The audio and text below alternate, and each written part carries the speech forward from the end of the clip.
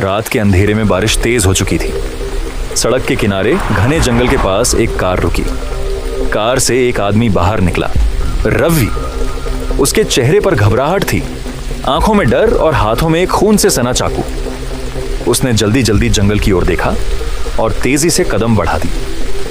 कुछ ही देर में वह एक गड्ढे के पास रुका, जहां पहले से ही मिट्टी हटाई हुई थी। उसने एक लाश को घसीटकर गड्ढे में डाला और हड़बड़ी में मिट्टी डालने लगा। लाश उसकी पत्नी प्रियंका की थी। रवि बुरी तरह हाँफ रहा था। अब कोई परेशानी नहीं होगी, अब सब खत्म, उसने खुद से कहा और वहां से भाग निकला। 4 दिन बाद रवि अपने कमरे में बैठा था। अचानक लाइट झपकने लगी। हवा में एक अजीब सी ठंडक फैल गई। ठग ठग ठग। दरवाजे पर किसी ने दस्तक दी। रवि ने दरवाजा खोला, लेकिन बाहर कोई नहीं था। जैसे ही वह मुड़ा, उसे आईने में अपनी पत्नी की परछाई दिखी। प्रियंका! उसका चेहरा सफेद, आंखें खून से लाल और होठों पर एक अजीब सी मुस्कान थी। रवि चीख पड़ा और पीछे हट गया। तभी आईने में प्रियंका ने अपनी गर्दन को ऐसे मोड़ा जैसे वह फिर से मरने का दर्द महसूस कर रही हो।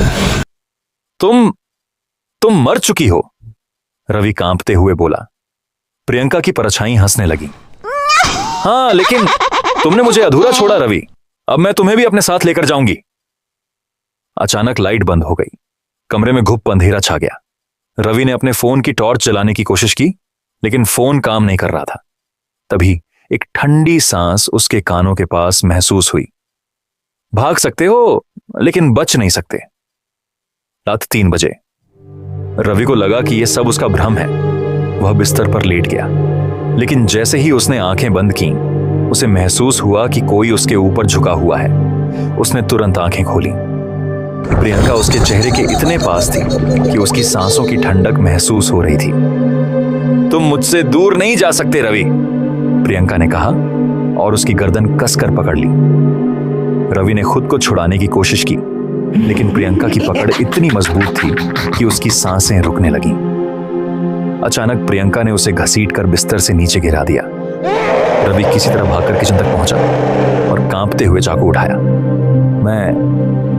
मैं तुम्हें फिर से मार दूंगा, प्रियंका मुस्कुराई। क्या तुम फिर वही गलती करोगे? रवि ने डर के मारे चाकू उसके सीने में घोंप दिया, लेकिन खून की एक भी बूंद नहीं गिरी। प्रियंका हंसने लगी। अब मेरा दर्द तुम्हें महसूस होगा रवि। अचानक रवि के शरीर में तेज जलन होने लगी। उसकी त्वचा जलने लगी, जैसे कोई उसे अंदर से खा रहा हो। वह चीखने लगा, पर उसकी आवाज बाहर तक नहीं गई। कुछ ही पलों में वह वहीं गिर पड़ा, तड़पते हुए।